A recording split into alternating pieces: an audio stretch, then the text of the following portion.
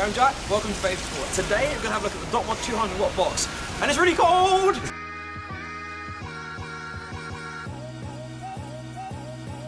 Hi, I'm Jack, and welcome back to the Vapourcore channel. Today we're going to have a look at the 200 watt box from DotMod. As the name would suggest, it's a 200 watt box mod made by DotMod. It's the same standard as all of their other stuff, so absolutely beautifully made, very durable, but very light as well. 200 watts, as I mentioned a second ago, through variable power modes, temperature modes, a bypass mode, and power curve modes, all of which we'll go through in a second when we go up close. So, let's do that. So, this is the box that the device comes in for you. Black and gold colour scheme, the same as most of the other DotMod stuff, if not all of it. Little magnetic tab on the front, pops open and flips up. So, as you can see inside, you'll get the device itself. Quick little spin around. And your charge cable as well, which is the same as one that comes with the 75 watt. So you can see normal USB end here, but on the other end it's got a little adapter on it, so you can actually use it as a lightning USB charger, which is for your iPhone, which you can see through there. And then the little cable there is an adapter which pulls out, and you've got your micro USB end to charge the device as well, which is great. Underneath your little felt insert you will find your authenticity card and a very, very simple instruction manual. Just going through a few of the things. So it's one side of it and the other side. Back with my device now, the blue one. So we have batteries already in this one, so it's a bit easier to go through. You can see the colour, really, really nice all the way around. Nice, consistent and tough finish as well. So let's go through the functions. As you can see, when you press the button, it will say locked.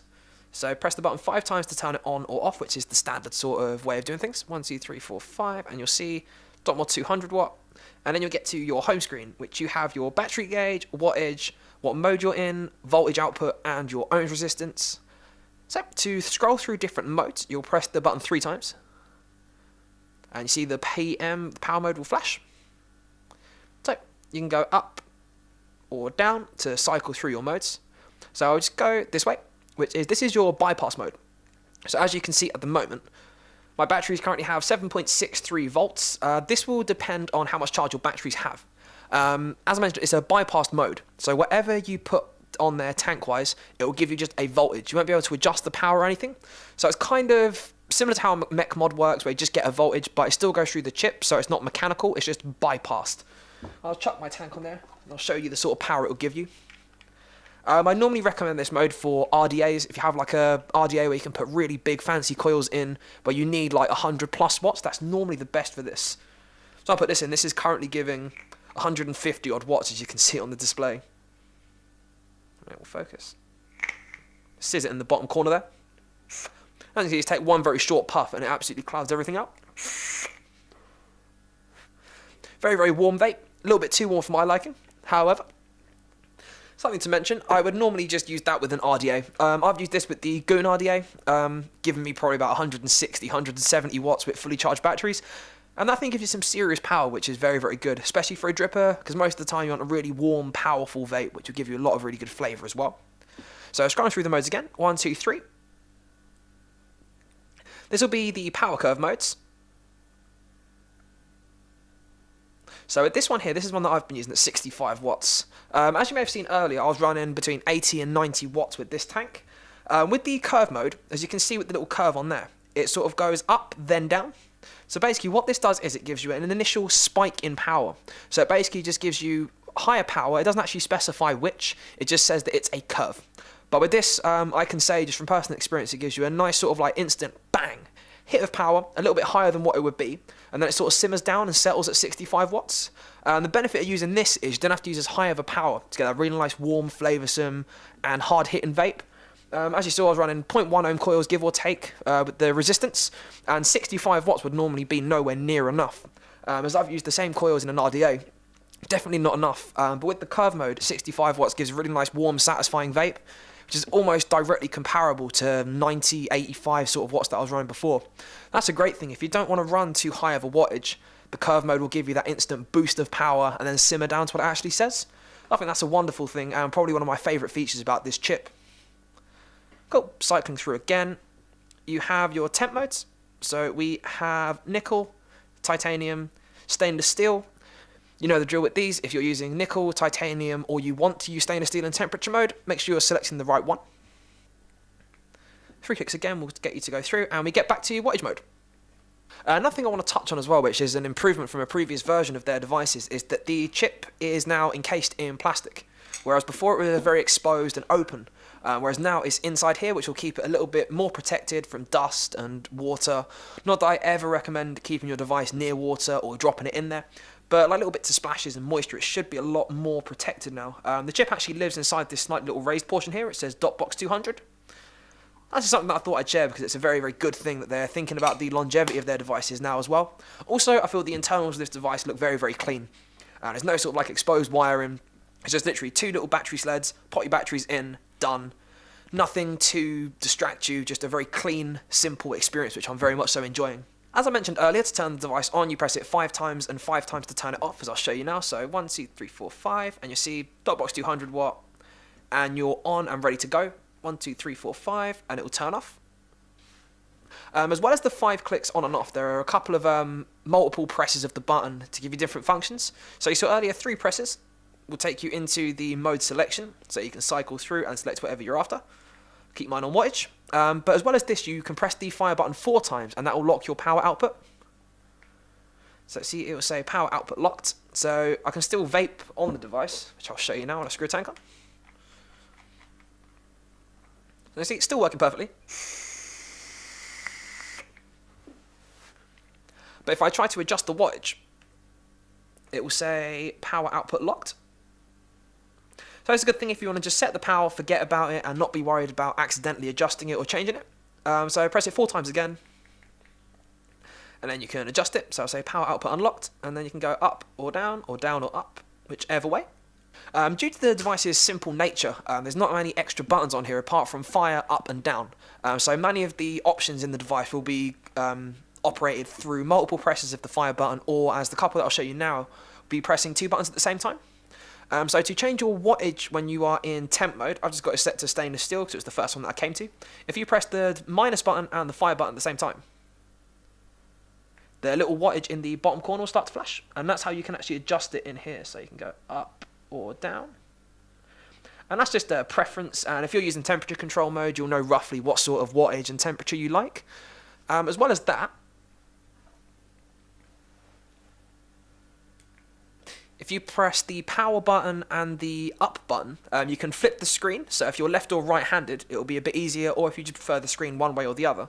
So fire and plus button, hold it down and it will switch and it will say right hand. Now you can see the device is this way, and if I hold it down again, it will switch back to left hand. Despite me being right-handed, I do like it in the left-hand mode. So if I've got the device in my hand like this, so I'm vaping it, I twist it that way more naturally. And that way, so you can see if I'm vaping it, twist it that way, and you can see you can read the display easily. It's just a nice thing that you can switch it to whatever way that you'd feel more comfortable using it. It's another little touch that I do very much so appreciate. Just as a reference point for you guys, this is a slightly bigger device. So I've just got the Smock Alien box just as a sort of reference so you can see. It's gone with this because it's a very standard sort of device, and many people that we see come into the store, and equally ourselves, we've all got one of these pretty much, so we know the size very well. That's a good benchmark to use. As you can see, it is ever so slightly taller, but because of the rounded sort of corners, I think it's a lot more comfortable in the hand. It's quite blatantly a lot wider, but it's a little bit thinner than the Alien is. Alien's a little bit more oval sort of shape, whereas this is slightly squarer. Just to see it top to bottom again, and side to side. And also, another comparison, the last video that we did is the Squonk mod. So you can see a size comparison with that. I'm going to flip it the other way so you have both of the logos. Yeah, so you can see the Squonk is a very small little device. But just so you can see the size sort of comparison. Another thing to bear in mind also is that this device only does house one battery and is not regulated. So this device does have a chip inside as well as another battery. But just as a size comparison, it might be something, if you have one of these devices or something that's a similar sort of size, it's a good way to gauge it if you can't make it in store to actually see and feel one in hand. So we've had a look at the device up close, we've spoken about it a little bit, so as always, it is time for pros and cons, and there's a list of pros of this device. Just to start with, the first thing you'll notice is the build quality and the fit and finish. beautifully made, looks beautiful. The finish is super durable because it's actually anodized into the metal itself. So it's sort of like the top actual layer of the metal is the color that you'll see the devices in. So for this case, blue or black or red or gold, whichever color you go for. Again, you can get little surface scuffs, but it doesn't really show too much, which is absolutely great. I'm not the most caring with my devices, unfortunately, so it tends to get chucked in my bag a little bit. I probably should take better care of it. But you chuck it in your bag, it doesn't pick up any little scuffs and dings, which I found with other devices that I've used. Another pro is the chip inside. As I mentioned in the 75 watt video, just expanding on that. Really great chip. Reads pretty much any coil you can put on it. Really wide range of reading resistance. Goes all the way up to 3 ohms down to 0.08. So I've got a 0.09 to 0.1 switch in between those two at the moment. 85 watts and it's hitting like an absolute train. Absolutely wonderful. You can hear how quick the ramp up time is. I've put it up to the microphone. So it's pretty much bang and it's there. You press the button, instantly hits, which is great. The bypass mode is wonderful as well. For guys that build super low on drippers with big wide open airflow, that's something that is definitely great. I've had a mess around with it. The same coils that I've got in here, so around 0.09 to 0.1. I'm on a Goon audio, airflow wide open, and just the sort of bypassed battery power, so it's the voltage. That thing hits pretty hard. So if you do like a really powerful vape for a dripper, I'd recommend that for mostly. Most tanks it'd be a little bit too much, you'd probably kill off your coils. But for drippers, that is absolutely a wonderful thing to have. So if you wanted to get an unregulated box, but you weren't too sure, this will still go through the chip, so it'll keep you safe and protected, so you don't have to worry about building too low, too high, because the resistance range will still count on this device, which is wonderful. The lightweight of it as well, very light device, despite it being a little bit bigger, as we showed you a second ago up close, in comparison to the Smok Alien. See, it's a little bit of a bigger device, but it's actually, from what I remember using this day to day, it's actually a little bit lighter. So despite the deceptively larger size, it's actually very light. Without batteries in it, it weighs practically nothing, which is great. So everything on this device is put together well. It performs absolutely phenomenally well. The batteries last a good while in here, so the chip must be very good for not wasting energy, being very efficient, which I love. Display, very simple. Just all pros all round. I can't sing the praise of this device enough. So speaking about the size of the device, that could be a con to some people. There's only 2 cons and they're both subjective. I think the size is something that might turn some people off. It is, as you saw a second ago, it is quite a big device. It's a little bit bigger than most devices you're used to. My gauge for most people is, if you're a smoker before, it's a bit bigger than a 20 pack of cigarettes. That's my sort of gauge. If it's roughly that sort of size, most people have no problems with it. Anything bigger than that, and that's when people start to be a little bit like, I don't know, is it too big, is it this or that? But yeah, the lightweight to me makes it fine, but it's something to bear in mind. Bigger device, and also subjective, the price as well. I think personally, it is definitely worth the money that you'll pay for it, but I do think it's priced slightly above most other 200 odd watt devices. But the quality is outstanding, the performance is absolutely phenomenal. Just everything about it to me justifies the slightly higher price. And it's just something that it's not going to die out on you. We've had some devices that we get in, they're great. I've used them and they die out after months or a year or so. Whereas this, I have absolute 1,000,000% faith that this thing will be here long after I stop using it. So it's one of those devices I think you can just chuck in a cupboard, forget you have it, and come back to it in a while, plop some batteries in, and you're ready to go again. Overall, it's a device that I would recommend to someone looking for something powerful, well-built, and just generally a high-end device. Someone looking for an upgrade on something like the Alien or other kits in that sort of style. Just the regular 200 odd watt devices, this is just like a little step up. The quality is a little bit higher, performance is a little bit higher personally.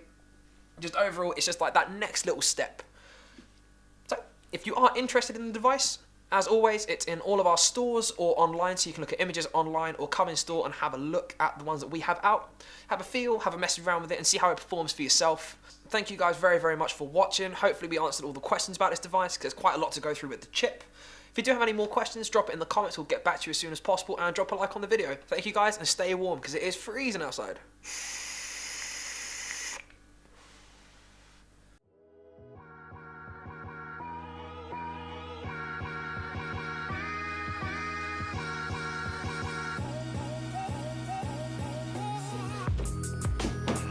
Hey guys. Vapourcore. beautifully blue. Device 5. Look. You know where it's a bit. I can't. Why? Why can't I do words?